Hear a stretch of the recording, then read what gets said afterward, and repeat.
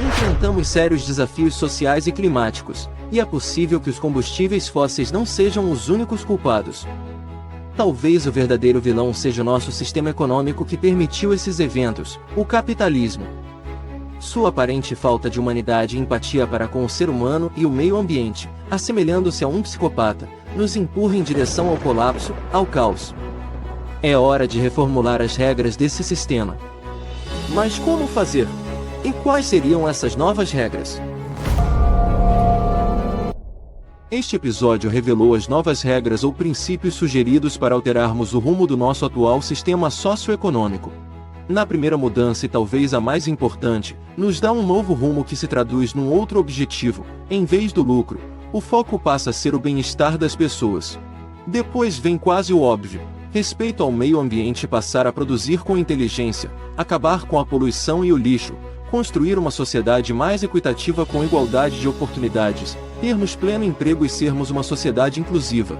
Nos lembra do equilíbrio entre nossos direitos e obrigações. E a última, a mãe de todas, nos diz que devemos ter uma democracia plena e participativa, mas não diz como implementar essas mudanças. Deixa muitas perguntas em aberto e chega à conclusão de que teremos que responder a todas elas se realmente quisermos encontrar as soluções que buscamos. Será que este novo episódio A Célula responderá a essas perguntas?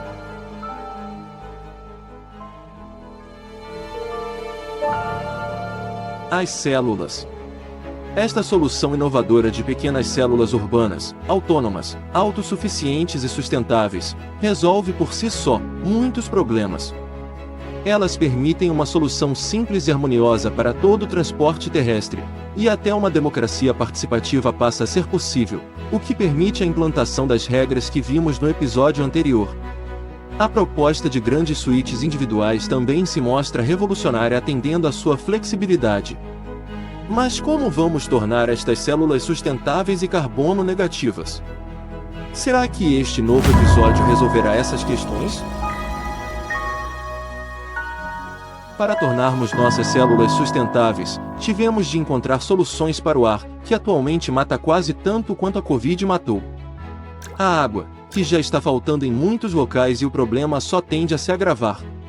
A energia sustentável e seus problemas de intermitência, mas felizmente fomos salvos pelas baterias térmicas. A alimentação, que atualmente é responsável pela obesidade de muita gente e de outras nefastas doenças, mas nos poderá salvar até da crise climática. E finalmente a moda, que só perde para o petróleo no quesito de poluição e atualmente não tem nada de sustentável. A tarefa foi árdua, mas conseguimos. Será que conseguiremos uma educação de excelência, sem aulas, testes, nem professores? Será mesmo possível? Isso sim é um desafio.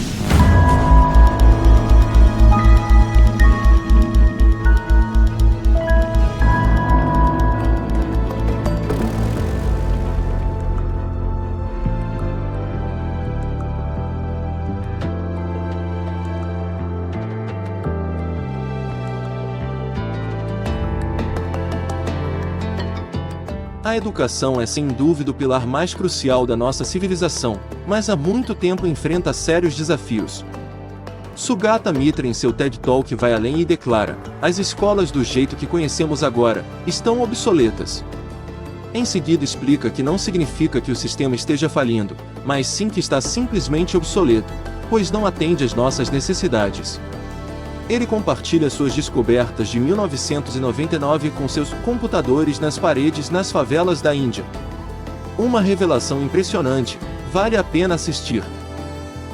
Um pouco de história. Procurando entender. Já no século XVII, John Locke, antes mesmo da existência das primeiras escolas públicas da Prússia, afirmava que a aprendizagem não deveria ser um fardo, e que ninguém deveria ser forçado a aprender. Logo depois, Jean-Jacques Rousseau, em sua obra Temílio, da Educação, 1762, traz uma nova visão com a educação negativa, colocando o aluno no centro, explorando o seu desejo natural de aprender. Aqui surgem dois tipos fundamentais de educação. Uma centrada no professor, a tradicional, e outra centrada no aluno, a moderna. Enquanto a educação tradicional permanece estagnada, quase não muda, a educação moderna está sempre evoluindo, apresentando e experimentando sempre novas formas de aprendizado, embora sempre centrada no aluno. Educação moderna. O aluno em seu centro. Essa evolução se manifesta nas diversas escolas modernas ainda em atividade. Educação Waldorf, de Rudolf Joseph Lorensteiner, 1861 a 1925. Focada nas artes, com uma visão espiritual do desenvolvimento humano, conhecida como antroposofia. Educação Montessoriana, de Maria Tecla Artemisia Montessori, 1870 a 1952. Centrada na autonomia e independência dos alunos através de um currículo próprio. Educação Democrática, de Alexander Sutherland Neill, 1883 a 1973. É quase uma desescolarização em ambiente controlado, valorizando a democracia, mas levanta preocupações sobre a falta de estrutura. Educação Construtivista, de Jean William Fritz Piaget, 1896 a 1980. Construção do conhecimento através de atividades práticas e interativas, por vezes criando um ambiente caótico. Educação Reggio Emilia, de Loris Malaguzzi, 1920 a 1994. Foco na comunicação e respeito à individualidade, resolvendo problemas práticos. Educação Domiciliar e Desescolarização, de John Holt, 1923 a 1985. A educação domiciliar segue um currículo e é orientada pelos pais, enquanto a desescolarização radicaliza, encontrando dificuldades no aprendizado da leitura. Mas não vamos pensar que são apenas mais uma nova moda. Alguns deles já sobrevivem há mais de um século e isso é sinal de êxito. Todos esses métodos têm em comum o fato das crianças serem bem mais felizes, mas todas elas enfrentam o desafio de se conectar à educação tradicional se desejarem ingressar no ensino superior. Podemos concluir que, fundamentalmente, os tipos de educação moderna variam no grau de intervenção dos professores orientadores, indo desde a desescolarização radical de John Holt, de total liberdade sem qualquer orientação, até aquelas onde o orientador segue um currículo pré-definido mais rígido e com algum tipo de testes. Educação tradicional. Mais problema que solução. Essas filosofias educacionais surgem porque a educação tradicional apresenta sérios problemas. Aqui destacamos apenas 3 razões que julgamos serem as mais importantes. A aversão das crianças à escola sentindo-se coagidas e inseguras, algumas até com dificuldades de adaptação. A ineficiência do ensino, resultando em muitos analfabetos funcionais. Disciplinas defasadas da vida real ou excessivamente abstratas. Nota importante: não vamos aqui falar dos números alarmantes de suicídios que se dão durante este período. Embora essas sejam razões predominantes, Sir Ken Robinson, em sua famosa palestra no TED Talk, vai mais além, e destaca que ela ainda aniquila a criatividade dos alunos ao condenar veementemente seus erros. Um mundo digital. Entramos na era da informação. O mundo mudou significativamente. O conhecimento está disponível a todos graças aos dispositivos móveis, assistentes de voz como Siri ou Alexa, e agora os chatbots, usando inteligência artificial de maneiras inovadoras. O conhecimento não é mais o problema, a questão agora é como utilizá-lo de maneira eficaz para resolver os desafios do cotidiano e moldar um futuro melhor. Não precisamos mais de pessoas com caligrafia impecável, datilógrafas ágeis ou especialistas em cálculos mentais rápidos. Atualmente ninguém tem a mínima ideia das habilidades necessárias para os empregos que ainda sequer foram inventados. E como ensinou Einstein, insanidade é continuar fazendo sempre a mesma coisa e esperar resultados diferentes. Criatividade. A chave mestra que abre as portas do futuro.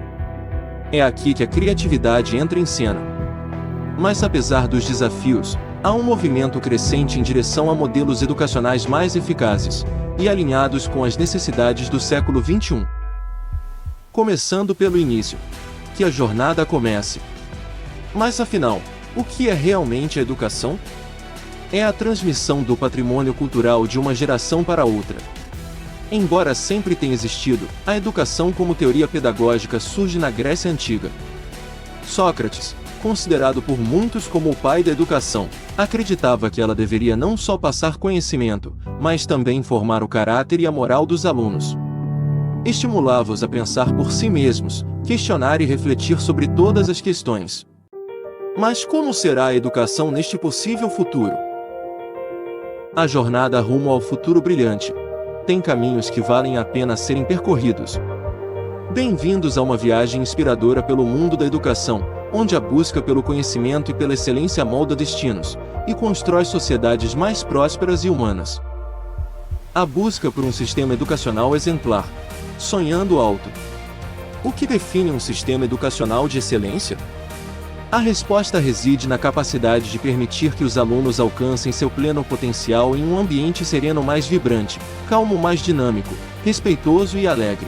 É a capacidade de formar indivíduos com princípios sólidos e caráter inabalável, seres humanos empáticos e gentis, respeitosos e alegres, criativos e estáveis, competentes e realizados. No centro dessa visão, está a ideia de que todos merecem um padrão elevado de necessidades básicas atendidas. E isso deve começar desde bem cedo. Exemplos de transformação. Existem pessoas extraordinárias. Vamos conhecer a história do neurocientista Miguel Nicolelis e sua escola nos arredores de Natal, no Rio Grande do Norte. Nessa região marcada pela pobreza, ele inicia o cuidado com seus alunos ainda no ventre de suas mães. O segredo? Um pré-natal bem assistido, com uma nutrição adequada e suplementos vitamínicos, para garantir um desenvolvimento cerebral ideal do novo pupilo. Sua escola adota um modelo educacional semelhante ao finlandês, com orientadores bem preparados e um ambiente de aprendizado que parece mais um playground. As crianças aprendem de forma lúdica, prática e tranquila, sem a pressão de testes incessantes e estressantes, simplesmente no seu ritmo. Quando essas crianças começaram a ingressar nas concorridas universidades públicas do Brasil, onde só entravam os alunos de caras e boas escolas particulares, o Ministério da Educação não pôde ignorar o feito e pediu um novo experimento em outra localidade. Em uma região desfavorecida na Bahia, perto de Feira de Santana, caracterizada pela extrema pobreza, o experimento foi replicado e os resultados confirmaram que a diferença estava somente no sistema educacional. O poder da educação em nações. Isso sim é poder. Poder de transformação. Vamos agora olhar para Singapura. Deixou de ser um país marginalizado, para se tornar numa nação com uma das maiores renda per capita do mundo, apenas por meio da educação. A China liderou um dos últimos PISA do ensino básico, deixando todo mundo boquiaberto. Infelizmente o Brasil ainda está na 58ª posição, embora possua algumas escolas particulares exemplares. O sistema educacional da célula. Um sonho que se pode transformar em realidade. A exemplo do neurocientista Miguel Nicolelis, o sistema educacional da célula pode, ou deve, também se iniciar no ventre. Em quase um spa, onde nada falta, desde o constante acompanhamento médico até profissionais da área, e refeições balanceadas acompanhadas de suplementos vitamínicos, junto com exercícios adequados à gestante. Todos os esforços serão feitos para que o novo pupilo chegue na sua plenitude. Após o nascimento e até aos 2 anos de idade, a chamada idade de ouro, o acompanhamento continua, mantendo-se o ambiente quase hospitalar, com apoio de orientadores e dos pais. A ênfase nesta fase será no desenvolvimento motor e da fala. Os pais e um orientador terão ao dispor um sem número de brinquedos didáticos e haverá um profissional do idioma falado, para que o aprendizado se dê num ambiente ideal. Depois desse período, pais e filhos retornam à sua célula. Dos 3 aos 25 anos, haverá um orientador e um estagiário auxiliar para cada grupo de 10 alunos. Essa dupla se reveza de acordo com as fases do ensino, desde a pré-escola até a faculdade, com uma carga horária diária de 4 a 6 horas. Formação. A grande transformação. É durante este período que se dá a grande transformação. Pais e orientadores se dedicam principalmente a moldá-los em indivíduos de bom caráter, empáticos e gentis, respeitosos e alegres, criativos e estáveis, competentes e realizados. E tudo isso acontece em ambientes tranquilos, amorosos e acolhedores. Será um ensino sem professores, sem aulas e sem testes, ou seja, sem estresse. Haverá um acompanhamento contínuo e de perto pelos orientadores, para lhes apresentar as tarefas individualmente ou em grupo de acordo com o seu estado evolutivo. Jogos e filmes, pinturas e modelagem, música e dança, explorações na natureza e biomimética, soluções com base na natureza, experiências físicas e químicas, tutoriais da net, teatros e livros, chatbots e construções de modelos, softwares variados, impressão 3D, etc. Tudo é válido para que os alunos experimentem e assimilem o maior número de habilidades e de conhecimento. Embora o ensino seja centrado no aluno, um currículo bem maleável se torna necessário para aflorar suas vocações, preparando-os para a vida real. Enfrentando a vida. Um grande desafio. Como tratar de uma casa, cozinhar e limpar, lavar e passar roupa e sua manutenção. Saber o que é o dinheiro, o que ele representa, como administrá-lo. Abrir uma conta bancária, fazer um empréstimo, calcular a taxa de juro. Abrir um negócio, um site, fazer um perfil nas redes sociais, o que postar e como elas podem ajudar ou prejudicar. Comprar casa ou alugar. Prós e contras. Como decidir? Entrevista de trabalho. Como fazer? Isto é a vida. E os jovens têm que ser preparados para ela. Do sofrimento para a plenitude. Nem só de sofrimento vive o homem. Todos estes problemas pouco agradáveis terão que fazer parte do currículo de todos os jovens, mas depois vêm as coisas boas. Vamos ver alguns exemplos. Fazer um modelo de avião que voe e um barco que não afunda, ambos controlados por computador, uma bicicleta e um triciclo de carga, ambos elétricos, um carro movido a hidrogênio. Desenhar e confeccionar roupas e calçados, um biodigestor e um sistema hidropônico automatizados. Escrever e produzir uma peça de teatro. Escrever e publicar um livro, tocar instrumentos e escrever canções para a banda tocar. Fazer um sistema solar em escala, um foguete que voe bem alto. Um gerador eólico e um mini gerador hídrico. E muito mais. O céu não será o limite. Ensino técnico. Solucionando necessidades do dia a dia. O ensino continua e entramos na próxima fase, o ensino técnico, onde se desenvolvem as habilidades necessárias para suprir as necessidades básicas da célula. Para que a célula seja autônoma e autossuficiente, ela terá que produzir toda a sua alimentação e água, energia e residência, transporte e vestuário, algum produto em seu parque industrial, fazer a manutenção de toda a sua infraestrutura, e efetuar todos os serviços de educação e saúde, lazer e entretenimento. Trabalho não vai faltar e para isso necessitamos de técnicos aptos e capazes para desempenharem essas tarefas.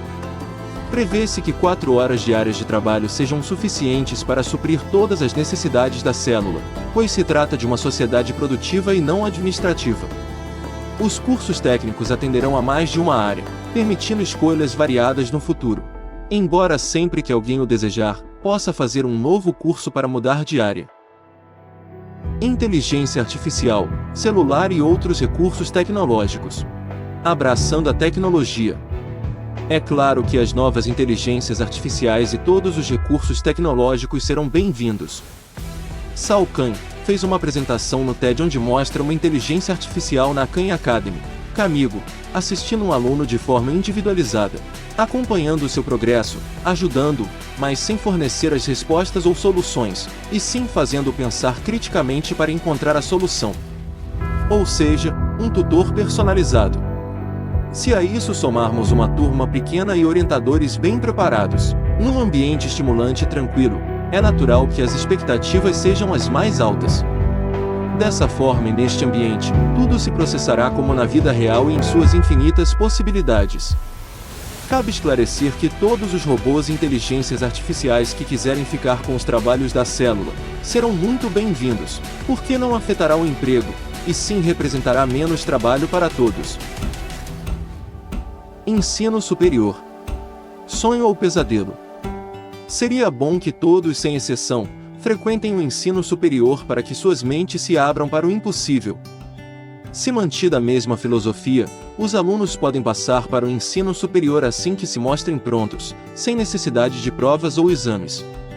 Nessa altura já devem ter conseguido descobrir suas aptidões para se especializarem. A filosofia torna-se um guia, e as grandes perguntas da humanidade são exploradas. Com o auxílio das inteligências artificiais, os textos de grandes pensadores ganham vida, facilitando a compreensão e estimulando debates enriquecedores. Palestras serão sempre bem-vindas.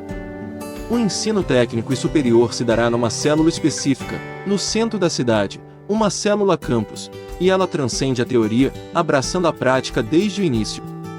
Estágios e aulas com profissionais da área garantem que os alunos não apenas acumulem conhecimento, mas também o apliquem em contextos reais, preparando-os para os desafios do mundo. Essa prática também reduz em muitos custos da educação. Entretenimento altruísta. De olho no futuro. Como entretenimento supremo, teremos os centros de pesquisa e desenvolvimento financiados pela comunidade, onde todos podem participar. Todas as perguntas e anseios são para lá destinados. Grupos trabalhando com total compartilhamento de conhecimento e de soluções, código aberto, se formarão localmente ou não, para tentarem solucionar os problemas propostos. Em todo o processo de aprendizado, as falhas devem ser consideradas como degraus importantes de conhecimento, e se não as houver, é porque não estão inovando o suficiente. Embora as soluções sejam amplamente comemoradas e seus empreendedores homenageados publicamente, estes podem ser contemplados com algumas regalias, como prioridade em eventos ocupando os melhores locais, um período extra de férias, medalhas de mérito, etc. O custo da transformação. A educação não tem custos, pois se trata de um investimento. Um sistema de educação tão sólido não é barato, mas o investimento é altamente recompensador. Nesta nova sociedade nada é de graça e não haverá impostos. Neste caso, se considera que todos contribuem de forma igualitária num sistema totalmente transparente gerenciado por uma inteligência artificial. Cálculos apontam para uma carga de trabalho de 40 a 60 minutos, por dia e por pessoa, seja suficiente para sua sustentabilidade.